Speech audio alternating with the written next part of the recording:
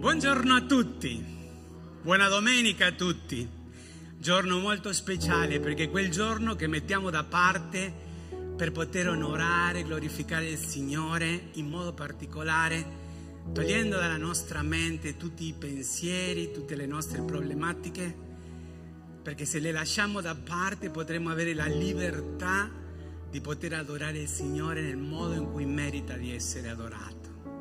Infatti il Salmo 121 dice: io alzo gli occhi verso i monti, da dove mi verrà l'aiuto? L'aiuto viene dall'Eterno che ha fatto i cieli e la terra. Non è meraviglioso questo, che lo stesso creatore dell'universo è colui che si occupa di ognuno di noi? Perciò in questo momento l'incoraggiamento è: Signore, io sono qui, ma sono venuto per adorarti, per riconoscere quello che tu sei, nonostante quello che forse stai vivendo, magari un momento di difficoltà, di dolore, un momento non facile. Ma quanto è bello sapere che Dio va oltre i nostri problemi. Una delle cose bellissime quando noi leggiamo la parola di Dio e vediamo l'esempio di Davide e Golia, quando tutto l'esercito di Israele tremava davanti al gigante, ecco quel pastorello si presentò e lui non vedeva un gigante, lui vedeva un grande Dio. E quando uno vede un grande Dio, anche i problemi giganti diventano piccoli, ma il nostro sguardo deve essere verso le cose di lassù, perché biblicamente quella è la nostra cittadinanza e noi saremo eternamente con Lui. Perciò io do il benvenuto a tutti quanti e che Dio ci benedica in modo particolare questa giornata, in modo tale che tutto quello che ascolteremo, quello che faremo, possa onorare la Sua persona. Preghiamo. Signore, grazie per il Tuo amore, per la Tua bontà, grazie per il privilegio che abbiamo in questa nazione di avere la libertà di poter congregarci e stare insieme. Noi ti chiediamo, Signore, che in questo momento tutto quello che verrà detto, tutto quello che verrà fatto possa essere innalzato a te come un sacrificio di odor suave, affinché il tuo nome venga innalzato, proclamato, lodato e adorato. Questo te lo chiediamo nel nome di Cristo Gesù. Amen. Amen. Alziamoci in piedi, rallegriamoci nella presenza del Signore, innalziamo il suo nome, proclamiamo le sue meraviglie. Entriamo in questo momento di culto con ringraziamento, lode e adorazione. Cantiamo insieme: Dio, tu sei buono.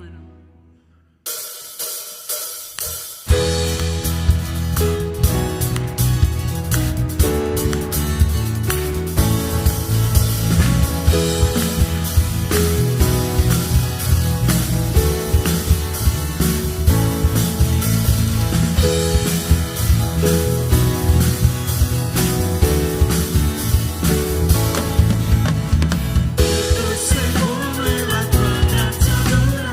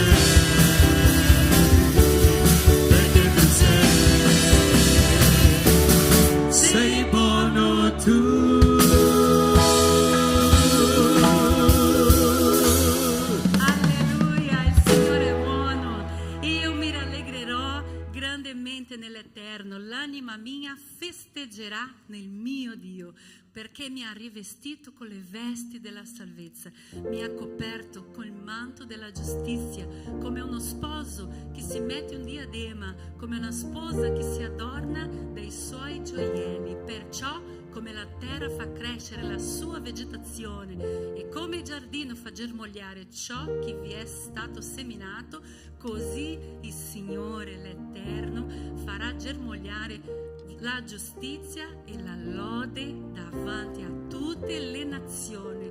Gloria a Dio. Noi vogliamo rallegrarci nella presenza del nostro Signore. Tu sei la nostra gioia, Signore.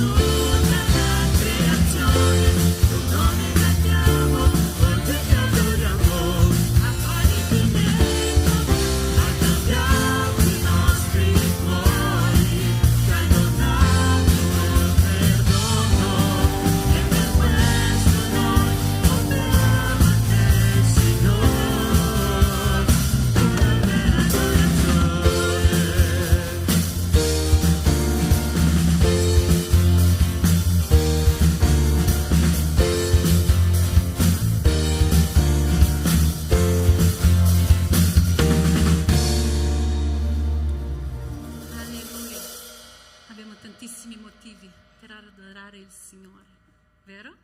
Amen? Se tu sei qua stamattina e respira, può camminare con le tue gambe, tu hai motivi per adorare il Signore. Noi abbiamo motivi che avanzano, molte cose noi abbiamo da ringraziare il nostro Dio, perché noi possiamo confidare in Lui in ogni tempo. E è beato chi confida nel Signore. Questa è una promessa della sua parola. È beato colui che confida nel Signore. Amen. Noi vogliamo rallegrarsi in te, Signore. Gloria al tuo nome, Padre.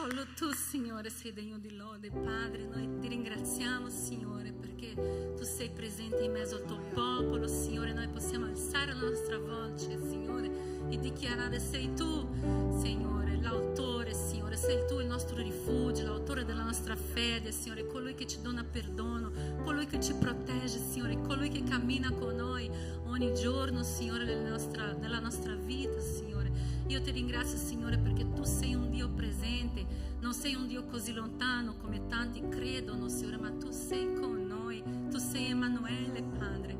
Dove noi andremo, Signore, lontano dalla tua presenza, Signore?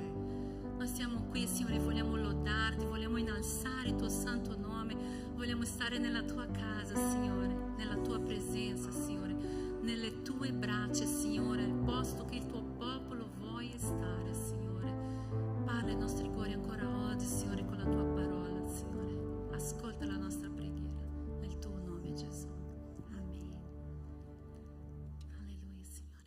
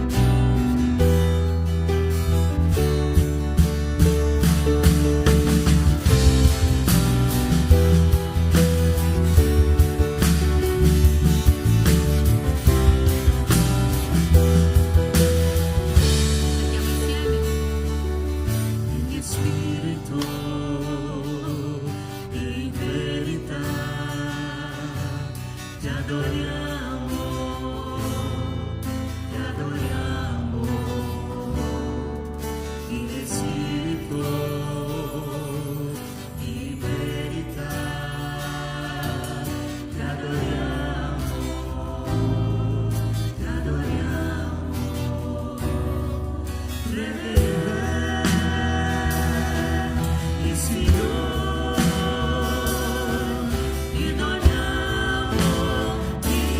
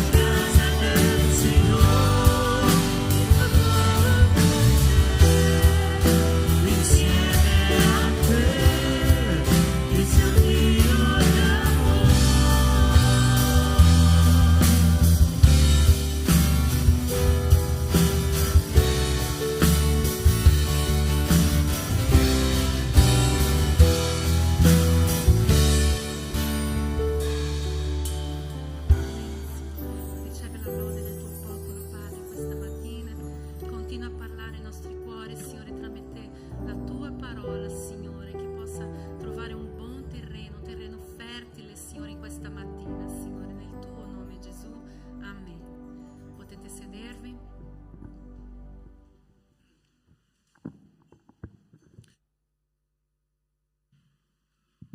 Buongiorno a tutti. Buongiorno.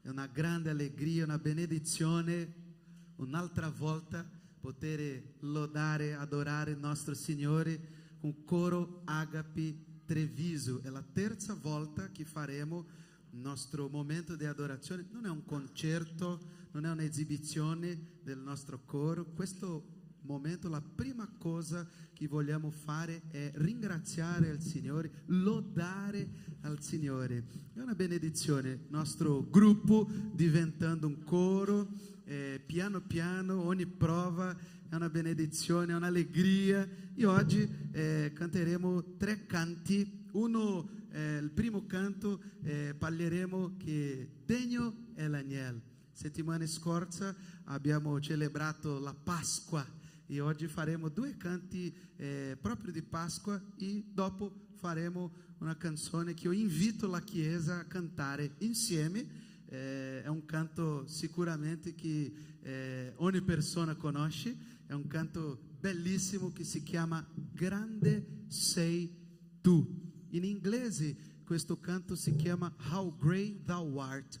E abbiamo un cantante molto famoso che ha registrato questo canto che si chiama Elvis Presley. Conosci questo? Elvis Presley? Più o meno, è una persona non tanto conosciuta, ma è un canto sì bellissimo che si chiama Grande sei tu. E sicuramente faremo un tempo di lode in questa mattinata. Ultima cosa che io vorrei parlare, invitarvi a fare parte del nostro coro. Ogni settimana facciamo la nostra prova, sempre venerdì alle 20. Abbiamo bisogno di voce femminile, di voce maschile, per favore, nel nome di Gesù, amen. Abbiamo bisogno di voce maschile. E prossimo venerdì faremo la nostra prova e invito a tutti a fare parte del nostro coro, per favore. Cantiamo adesso. Vai venire? Amen. È sempre bello vedere una piccola parte della Chiesa cantando insieme. E io penso che subito, quando possibile, faremo un lavoro di evangelizzazione anche con il nostro coro, di cantare fuori, cantare in un centro commerciale, in una stazione centrale vicino a qua, una chiesa cattolica, tanti posti per evangelizzare, lodare e adorare il nostro Signore. Io facevo questo lavoro in Brasile, è un sogno fare anche con il nostro coro. E piano piano stiamo facendo nostra prova, sistemando e diventando un coro. Oh, che bravo, che coro bellissimo. Vem, Giulia. Ok? Cantiamo?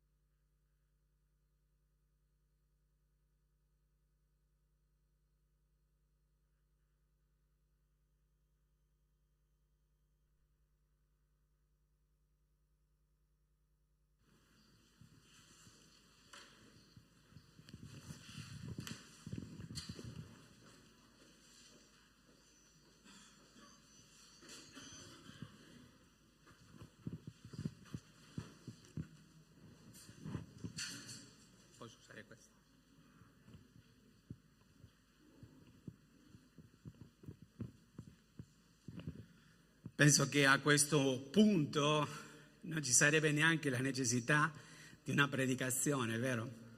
C'è tutto quello che è stato detto e in ognuno di questi canti hanno già predicato questa mattina il volere di Dio per ognuno di noi.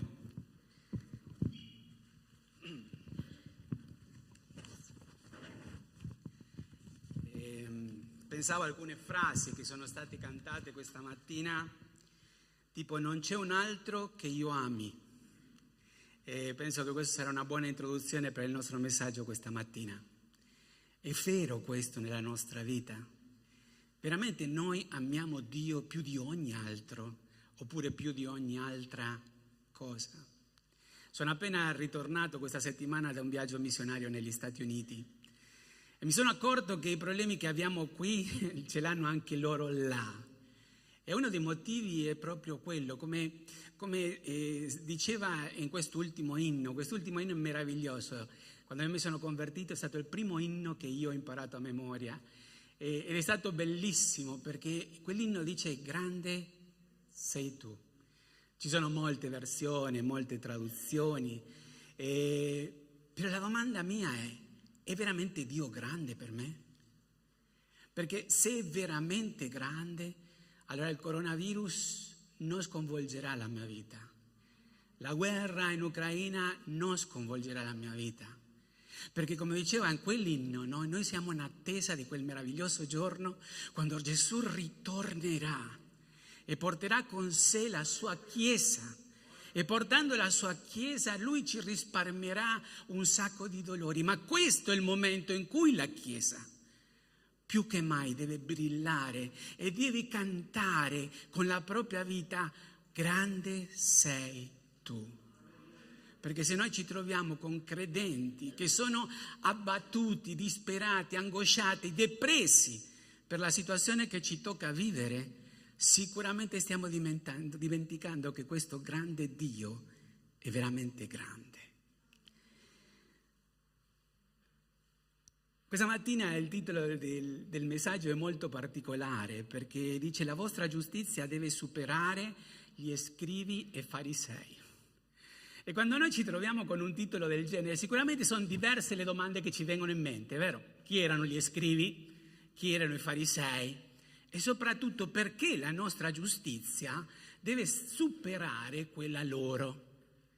Allora, se vogliamo definire un po' chi erano queste persone, quando noi parliamo per esempio degli scribi ebrei, erano coloro che erano un soggetto culturale, avevano innanzitutto il compito di custodire la legge di Dio richiusa nelle scritture.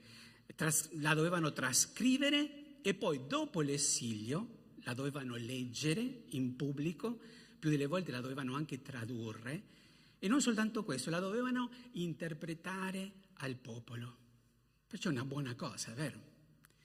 I farisei invece erano dei laici, non appartenevano all'ordine sacerdotale, ma amavano intensamente la legge di Dio.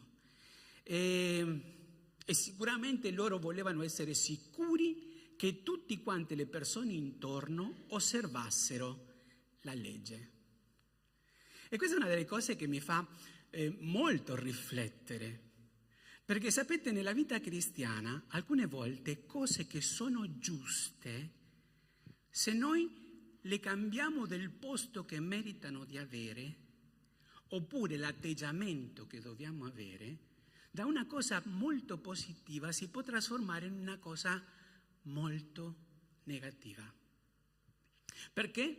Perché secondo quello che vi ho detto, sicuramente noi stiamo parlando di farisei e di scribi che facevano delle cose molto positive, vero? Come mai Gesù ce l'ha con loro? Infatti, se voi vedete diversi brani della parola di Dio, ogni volta che Gesù ha parlato agli scribi e ai farisei, non vediamo delle cose molto simpatiche. Per esempio, noi quando leggiamo in Luca capitolo 8 versetto 11 ci troviamo con questo fariseo che sta pregando e dice: Signore, io ti ringrazio perché io non sono come tutti gli uomini, io non sono ladro, io non rubo, io non commetto adulterio, non sono nemmeno come questo pubblicano qua. Un po' arrogante come situazione, vero? Ma uno si domanda, ma queste persone conoscevano la legge? Assolutamente sì. La conoscevano in profondità? Assolutamente sì. Se noi andiamo per esempio a Matteo capitolo 23, versetto 27, addirittura Gesù li chiama sepolcri imbiancati. Sepolcri imbiancati per due motivi. Dice che hanno un bel aspetto, ma dentro loro sono delle ossa morte oppure immondizia. Cioè, Gesù ce l'ha con loro, vero? Se noi andiamo per esempio a Matteo capitolo 6, versetto 15 e 16, loro erano molto affabili nel fare delle cose per il Signore. Per esempio facevano digiuno.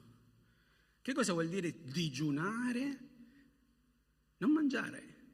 Non mangiare perché ti stai dedicando alla preghiera e alla comunione con Dio, giusto? Quando loro lo facevano, volevano che molti se ne accorgessero. E che cosa facevano più delle volte? Prendevano delle ceneri, se la mettevano sotto gli occhi, cioè in un senso malinconico, come se fosse che stavano soffrendo la fame per amore di Dio.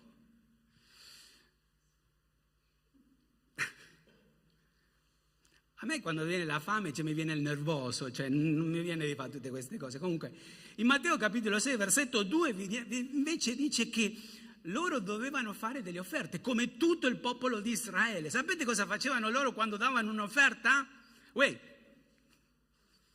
Facevano suonare la tromba.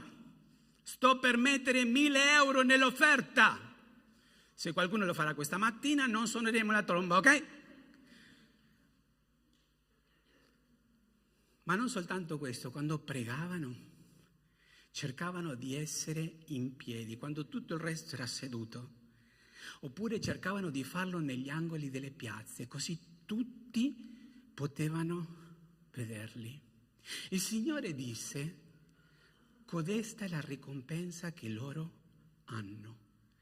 Perché? Non lo stavano facendo per Dio, lo stavano facendo per loro. Per avere la riconoscenza da chi? Dagli uomini. Ma cari miei, noi dobbiamo cercare la riconoscenza di chi? Questi uomini, sicuramente grandi conoscitori della legge, grandi conoscitori della parola di Dio, commettevano un grande sbaglio. La conoscenza che avevano non la usavano per purificare e cambiare la loro vita, ma per giudicare gli altri. Cercavano di essere degli esempi per gli altri quando loro nella loro realtà non lo facevano. Infatti tutti questi brani che io vi ho presentati, il Signore Gesù Cristo li chiama ipocriti. Ipocrita. E chi è la persona ipocrita? In greco è upomonos, una parola meravigliosa, che significa niente altro che mettere la maschera. La maschera che dimostra qualcosa che io non sono, ma che gli altri quando mi vedono pensano che io sono, o no? Per esempio, uno può avere la maschera della gentilezza. Come si fa ad avere la maschera della gentilezza? Molto semplice. Ti chiedono un favore, tu sorridi, lo fai, bellissima maschera, una volta che l'hai fatto vai da un'altra parte e critichi a chi ti ha chiesto il favore. Oppure dici io non lo volevo fare, però comunque sono costretto a farlo. Perché? Perché sono maschere.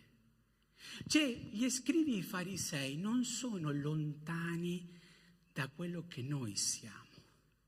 Ecco perché il Signore questa mattina ancora una volta mi vuole domandare: Mario, mi ami tu più di qualunque altro? Perché se tu mi ami più di qualunque altro, ogni cosa che ti verrà alla mano da fare, la farai come per me. E quando noi facciamo le cose per Dio, cari miei, è solo per senso di gratitudine. Perché ognuno di noi biblicamente era morto nei propri falli e peccati. Ognuno di noi era destinato all'inferno, lontano da Dio per tutta l'eternità. Ma è stata la grazia di Dio che ci ha permesso, attraverso il sangue di Cristo, di essere perdonati e attraverso la sua resurrezione avere vita eterna. Perciò ogni cosa che noi facciamo la dobbiamo fare per Dio. Ovviamente i fratelli cosa riceveranno? Riceveranno la conseguenza di quello che noi facciamo. Ma se io vado alla ricerca dei favori dei fratelli o della riconoscenza dei fratelli, non me ne sto accorgendo, ma che cosa sta succedendo? Sto cambiando l'indirizzo della lode. Non va più a Dio, ma finisce a me. E quando finisce a me, così come Gesù ha detto dei farisei, godete la ricompensa che avete, lo stesso succede a noi. Ecco che io mi domando questa mattina, ciò che faccio per il Signore, lo faccio veramente per il Signore? O lo faccio perché gli altri possano dire di me, mamma mia, bravo, ma quanto sei bravo, ma quanto sei, mamma mia. Ci piacciono queste frasi, o no? Comunque non è sbagliato fare un complimento, occhio. La parola di Dio dice per quanto riguarda l'onore, fate a gara nel rendervelo reciprocamente. Il servizio al Signore sicuramente va incoraggiato, ma se io pretendo quel tipo di lode, è lì che cambia tutto. Avete visto? Io posso prendere una cosa in un posto e la metto in un altro, e da una cosa positiva può diventare una cosa completamente negativa. Il successo è uno dei grandi problemi nella vita di tutti quanti noi. Che cosa è il successo? Il successo è raggiungere uno scopo e vivere secondo quello scopo. Che cosa succede spesse volte con il successo? Che pur di raggiungere quello scopo ci può andare di mezzo la famiglia, ci può andare di mezzo il lavoro, ci può andare di mezzo la mia salute. Io devo stare molto attento. Se il successo è per la gloria di Dio, tutto quello non succederà, perché manterrò le priorità a posto. Ma se le priorità non sono a posto, il successo, che può essere qualcosa di molto positivo, si può trasformare in qualcosa di molto negativo. Abbiamo parlato di un Dio creatore nei canti, vero? Quando io vedo la creazione di Dio è meravigliosa. Molte cose non le possiamo nemmeno spiegare. Tutto il lavoro che Dio ha fatto per ognuno di noi è eccellente. Se guardiamo il corpo umano è eccellente. La funzione è perfetta. Quando una minima cosa non funziona si scombussola tutto, vero? Allora mi domando io, se io sono figlio di Dio, figlio del Re dei Re, del Signore dei Signori, il mio servizio come dovrebbe essere? Eccellente, mediocre o scarso? E la ricompensa da chi viene? Da Dio, vero? Allora, se Dio dice è scarso, che cosa devo fare? Cambiare. Se Dio dice è mediocre, che cosa devo fare? Devo cambiare. Se Dio dice eccellente, sai cosa ti dirà il giorno che ti vedrà faccia a faccia? Buon servo, sei stato fedele anche nelle minime cose, le piccole cose. Cioè quello che nessuno vede, Dio lo vede. E Dio ricompensa secondo il suo volere. Ecco perché in questa mattina io vorrei domandare a me e domandare a te: chi è sul trono del tuo cuore? Perché da questo dipende se vuoi vivere bene o non. I farisei e i sadducei amavano tanto la religione che si erano dimenticati di Dio. Pensate al punto tale che il Signore Gesù Cristo è venuto sulla faccia della terra, loro si aspettavano il Messia, la Bibbia dice che ai Suoi è venuto, i Suoi non l'hanno riconosciuto. Ma com'è possibile? Se conoscevano così profondamente le scritture, non riconoscere il Messia, l'unto dell'Eterno, il Salvatore del mondo. Sapete perché? Perché nel trono del loro cuore non c'era Dio, c'era la religione.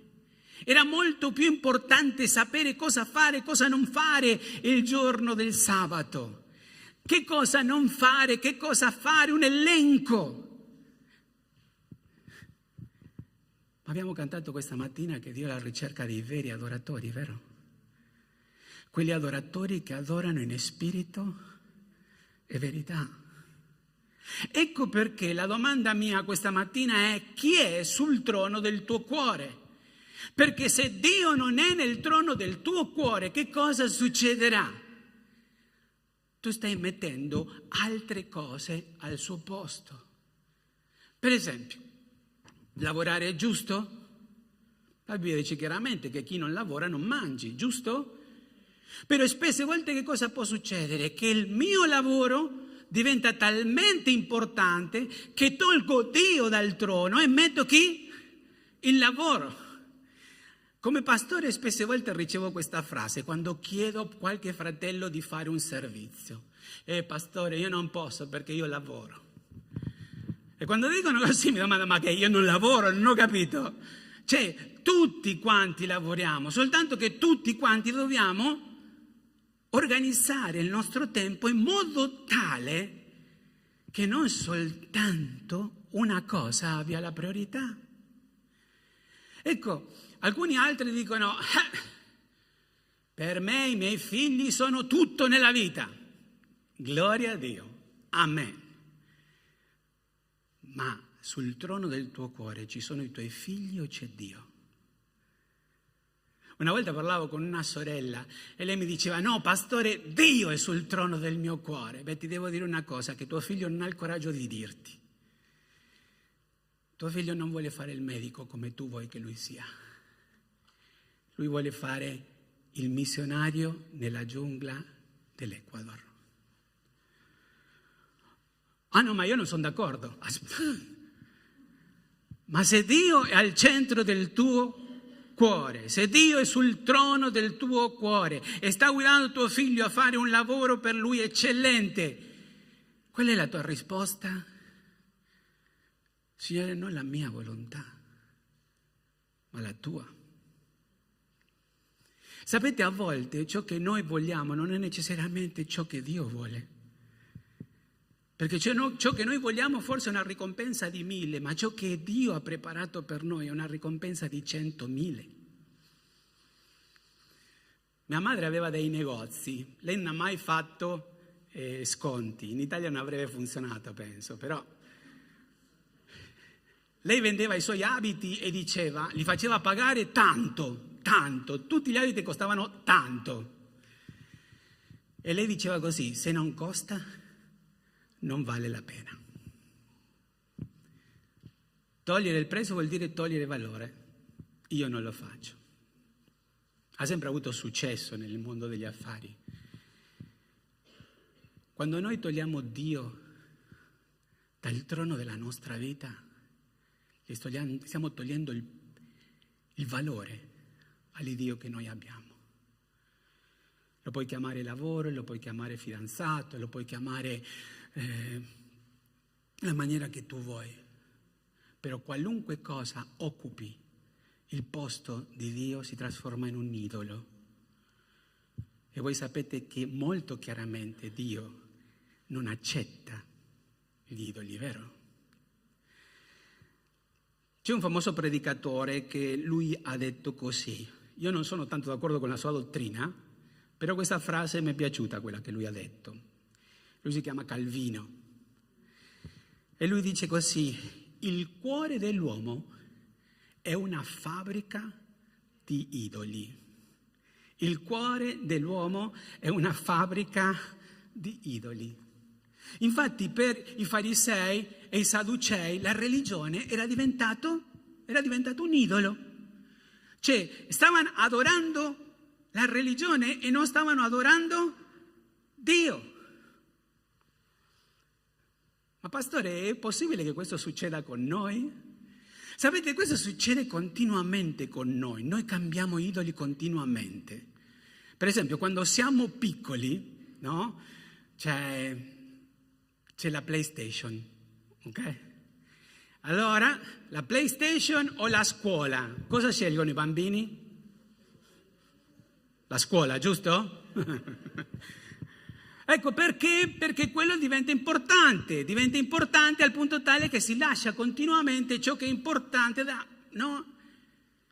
E così noi dopo ce ne accorgiamo che è sbagliato, allora bisogna fare la scuola, poi vado a scuola. Sapete, quando andiamo a scuola crescendo, ce ne accorgiamo che a scuola ci sono le ragazze e i ragazzi. E lì cominciamo a guardare che voglio cambiare la PlayStation per il fidanzatino e la fidanzatina. Molti si sono trovati in quella situazione, no? Perché uno pensa, avere il fidanzato è la cosa più bella che ti possa capitare nel mondo, sì o no? Dopo che ti sei fidanzato, te ne accorgi che non sono tutte rose e fiori, giusto? E te ne accorgi che ti consuma tanto tempo. Ti consuma tanto tempo al telefono, dipende com'è la ragazza, ti crea dei problemi dove i problemi non esistono, ok? E poi dipende com'è il ragazzo, è un inconcludente di cose che sa che dovrebbe fare e non necessariamente le fa. Questo crea conflitto e allora che cosa succede? Cambio programma, lascio la ragazza o il ragazzo e così mi dedico alla carriera. E comincio a concentrarmi nella carriera e mi concentro nella carriera e una volta che sono nella carriera faccio di tutto per poi trovare il lavoro e dopo che trovo il lavoro devo trovare la casa e dopo che trovo la casa trovo la macchina e dopo la macchina devo pensare ai figli, dopo devo pensare alla pensione e poi muoio e mi domando, in tutta questa corsa della vita dov'era Dio? Era sul trono? O sempre l'abbiamo cambiato per altri idoli? No, pastore, ma io non sono così. Guarda, io non è che ti sto giudicando, occhio. Dio non mi chiama a giudicare nessuno, perché il primo che si deve guardare allo specchio della parola di Dio sono io. Però ogni mattina quando mi alzo devo lottare nel mio cuore per sapere chi si trova sul trono. E ti posso garantire che alcune volte, e questo lo devo confessare, problematiche della Chiesa si trovano sul trono e non si trova Dio. E quello è il momento nel quale devo strappare dal trono le problematiche, lasciarle da parte e guardare Dio. Perché è Dio colui che è in controllo. Io non posso cambiare il cuore dei fratelli. Posso farlo? Assolutamente no. Ognuno di voi ha un libero arbitrio, una volontà. Voi cambierete se volete cambiare. I farisei e i sadducei si sono trovati con Gesù Cristo. Hanno voluto cambiare. Hanno cambiato. Non hanno cambiato. E il Signore ha continuato a condannarli. Perché? Perché non avevano intenzione di cambiare. E questo succede tuttora oggi nella nostra vita quotidiana. Vi ricordate il versetto di Matteo 5,20 che abbiamo citato? Dice che la vostra giustizia deve superare quella dei farisei e quella degli scribi. La parola giustizia nell'originale non dà il senso solo di equità, no? Quando andate per esempio alle sale di giustizia dove si fanno le cause, no? Lì davanti alla corte, di solito trovate una bilancia, vero? La bilancia è perfetta, non pende né da una parte né da un'altra. Quello è giustizia. In questo contesto, la parola in greco è molto più profonda, non è soltanto equità, ma significa camminare per una via diritta, non sviandosi mai a destra o a sinistra. Vogliamo essere pratici? Se io voglio essere giusto, dopo che Cristo mi ha giustificato secondo Romani capitolo 5, io devo camminare in giustizia. Come faccio a camminare in giustizia? quando io cammino secondo la parola di Dio. Non mi svio né a destra né a sinistra. Il Salmo 119 dice chiaramente che la tua parola è una lampada al nostro piede, una luce sul nostro sentiero. Perciò, cari miei, noi non dobbiamo cadere nell'ipocrisia dei farisei e degli scribi, ma dobbiamo camminare in giustizia, non sviandosi di quello che Dio dice ad ognuno di noi. E questa è la maniera in cui noi possiamo dimostrare a questo mondo che Dio è grande. Ma non soltanto a questo mondo, lo possiamo dire chiaramente al fratello, quel fratello che sta soffrendo, quel fratello che è deluso, quel fratello che sta male. Quel fratello deve capire che nonostante le difficoltà che ci tocca vivere, Dio è in controllo. Che Dio è grande, che Dio può ogni cosa, che Dio sa ogni cosa e che Dio si trova ovunque. Perché noi sappiamo quello secondo la dottrina, Lui è onnisciente, onnipresente, onnipotente. Cari miei, superare la giustizia dei farisei e non camminare nell'ipocrisia. Come camminiamo noi nell'ipocrisia? Mettendo le nostre maschere. Sapete, io sono argentino, ok? Di nascita, italiano per scelta. Non sono brasiliano, non lo diventerò mai, ok? Ma non è un problema. Saremo tutti quanti insieme nel cielo, ok? Però prendo solo un esempio. Sapete cosa penso a volte che io sia il culto della domenica mattina? Un grande carnevale, in cui noi credenti ci presentiamo ognuno con diverse maschere. La maschera della sincerità, la maschera della bontà, la maschera del essere interessato, la maschera del va tutto bene, la maschera del non ce l'ho con te, un grande carnevale che viene sotto il titolo di ipocrisia. Ecco che arriva il Signore e mi dice: Mario, tu devi pensare una cosa, che nel trono del tuo cuore ci deve stare io. Se io non ci sto nel trono del tuo cuore, quello che vivrai sarà secondo gli idoli che ci metterai. Il lavoro, la famiglia, la PlayStation, il telefono, la fidanzata, metti quello che tu vuoi. Tutte fabbriche di idoli che ci facciamo noi. È arrivato il momento di toglierli e mettere lì chi deve di essere messo. Perché Dio è grande e ha bisogno di spazio nel nostro cuore. Non ti sto domandando se sei credente, io suppongo che tu lo sei. Sto domandando a te che sei figlio di Dio, quanto dello spazio del tuo cuore Dio ha. Quando noi arriviamo a un brano come quello di Luca capitolo 18, mi fa riflettere molto questa frase. Uno dei capi lo interrogò, sta parlando con Gesù, dicendo: Maestro buono, che devo fare per ereditare la vita eterna? Era un capo religioso, conosceva le scritture, le conosceva profondamente.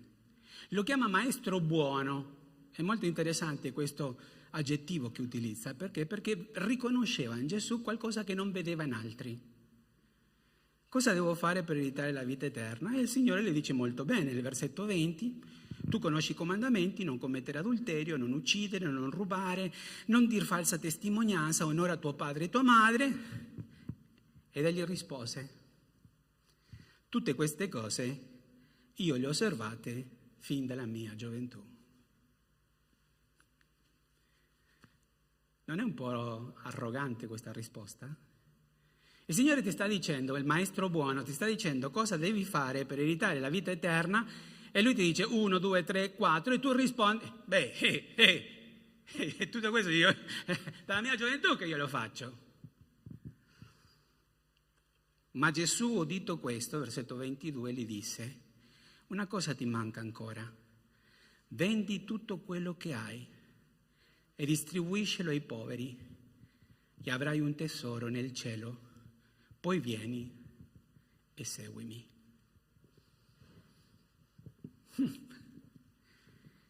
Tutto quello che hai, dallo ai poveri e poi vieni e seguimi. Versetto 23. Ma egli, udite queste cose, ne fu afflitto perché era molto ricco. Un'altra versione dice ne fu molto triste perché era molto ricco. Nel cuore di quest'uomo chi c'era nel trono? C'era Dio? C'era il volere di Dio? O c'erano le ricchezze? Quelle ricchezze che non gli permettevano di poter adorare Dio nel modo in cui Dio doveva essere adorato. Forse tu non sei come questo giovane ricco, ma nel trono del tuo cuore forse ci sono cose che occupano il posto di Dio. E se non sono quelle cose che noi abbiamo elencato, sai quali potrebbero essere altri idoli? La preoccupazione, l'angoscia, la disperazione, il non essere d'accordo con la volontà di Dio. E possiamo fare un lungo elenco di tutte quelle cose che sono sul trono, che sono idoli e che Dio ti sta dicendo, è ora di cambiare, è ora di togliere e mettere in me, perché non c'è un altro Dio all'infuori di me, perché io sono il Dio che merita di essere amato, seguito, servito. Io non devo lottare con te per trovare uno spazio nella tua agenda, perché ogni giorno che tu hai è il mio dono per te. Il Salmo 90 dice: insegnaci dunque a contare bene i nostri giorni, in modo tale da avere un cuore saggio. Quando ero negli Stati Uniti qualche settimana fa, sono stato in una casa meravigliosa che avevano un cammino stupendo. In questi giorni non si capisce niente, un giorno 28 gradi, un altro giorno nevica, vero? E il proprietario di quella casa dice: Mario, farò qualcosa di speciale. Stava nevicando fuori e accese il cammino. E io pensavo: wow, che bello, fuori fa freddo, qua c'è il camino, siamo al caldo. E questa persona, che è molto intelligente, si chiama Bob, mi disse: ti immagini se noi togliessimo le braccia dal posto del cammino e li mettessimo nel centro del salone per terra dove ho il parquet? Che cosa succederebbe? La risposta è ovvia, vero? Tutto si brucierebbe. Quando noi togliamo ciò che appartiene a Dio e lo mettiamo altrove, tutto si perde. Tutto si perde. Dio ti ha dato un lavoro, Dio ti ha dato una moglie, un marito, Dio ti ha dato dei figli, Dio ti ha dato una chiesa, Dio ti ha dato una bella casa. Che niente di quello occupi mai il posto di Dio. Che Dio non debba lottare con la tua agenda per avere una meditazione quotidiana, per poter stare con te in preghiera. per poter servire la sua Chiesa. Ecco come Dio ti sta dicendo: la tua giustizia deve superare quella degli scribi e dei farisei, perché nel loro cuore Dio disse: io non ero sul trono, mettimi sul tuo trono, Signore. Io voglio che tu abbia quel posto nella mia vita,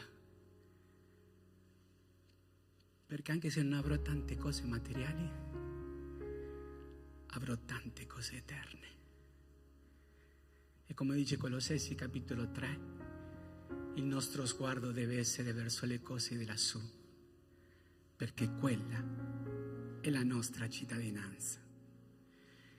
Questa mattina mi sono alzato e ho ricevuto un messaggio di una sorella che mi diceva: ti ricordi Mario del fratello? Mi ha dato il nome. Mi ha detto: questa notte è passato alla presenza del Signore. E vi devo dire che ultimamente sono molti di questi messaggi che ho ricevuto. Dio continua a dire a noi, Chiesa: preparati per l'incontro con il tuo Dio, perché lì non ci saranno maschere che potranno nascondere quello che siamo e quello che facciamo, perché davanti a Dio noi li vedremo a faccia a faccia. Preghiamo. Signore, noi ti vogliamo ringraziare per la tua bontà, per la tua grandezza. Ti vogliamo ringraziare per la tua pazienza, per la tua misericordia nei confronti nostri. E dobbiamo confessare, Signore, che spesse volte tu non sei sul trono del mio cuore. Questa mattina, Signore, io voglio metterti nel posto che tu meriti, sul trono della mia vita. Nonostante tutto e nonostante tutti, io non voglio fabbricare degli idoli. Voglio sempre, Signore, che tu possa sentire da me di mettere in pratica, ma cercate prima il regno di Dio e la sua giustizia, e tutte le altre cose saranno sopraggiunte. Questa è una cosa tra te e Dio. Ma se questa mattina tu hai detto: Signore, io ho pregato così, io voglio pregare per te, dovunque tu sei, se tu hai pregato così, perché non è una cosa facile. La Bibbia dice che quando a Dio fai delle promesse vada bene, perché Dio non si dimentica. Se tu hai pregato così, nessuno sta guardando, una cosa tra te e Dio. Io voglio pregare per te, affinché Dio possa sempre essere sul trono del tuo cuore. C'è qualcuno così questa mattina? Alza e abbassa la tua mano velocemente. Amen, gloria a Dio. Amen, amen, amen. Grazie, Signore, per queste mani che sono vite, Signore, che stanno vivendo situazioni particolari. Che quelle situazioni, Signore, non occupino mai il tuo posto nel trono del loro cuore. In Cristo Gesù preghiamo. Amen.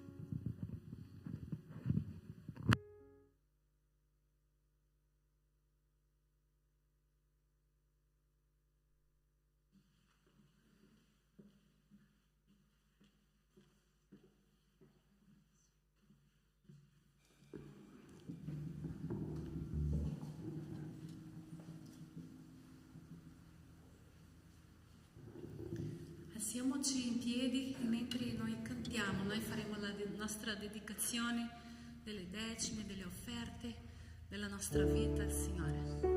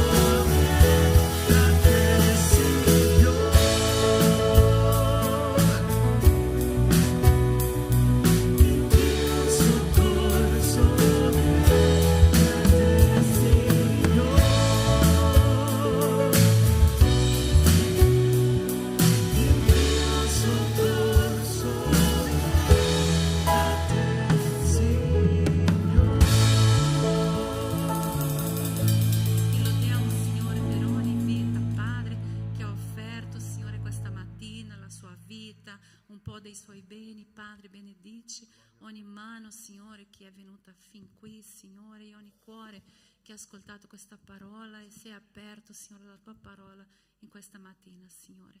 Riempi i nostri cuori, Signore, con la tua presenza, nel tuo nome, Gesù. Amen. Potete sedervi.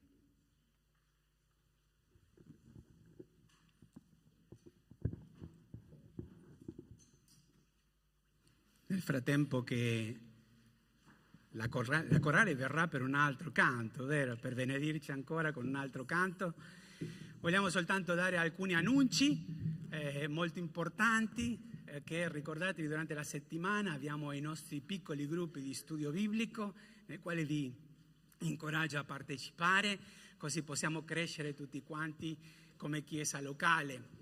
Poi un'altra cosa importante, i giovani stanno preparando una veglia di preghiera, vero? Che inizia alle 22 d'oggi, ok? Andranno avanti fino alle 6 del mattino, preghiera senza mai fermarsi, vero? È una bella iniziativa che i nostri giovani hanno e io mi auguro che tu, che non sei giovane come loro, comunque tu ti possa abbinare a loro, perché il Signore è desideroso di sentire tutte le nostre preghiere. Sarà un bellissimo momento di poter non soltanto chiedere al Signore, ma possiamo adorare, lodare, ringraziare il Signore per quello che Lui è e per quello che Lui fa. E così, mentre loro si organizzano, un ultimo messaggio importante: alla fine del culto, solo per pochi minuti, chiederei a tutti i membri della Chiesa Agape di poter fermarsi solo 5 minuti, che devo dare un annuncio importante per tutti quanti voi. Perciò se alla fine di questo momento, solo pochi secondi dopo ci raduniamo, i membri rimangono, ho soltanto un annuncio per pochi minuti da poter darvi. Ok? Siamo pronti?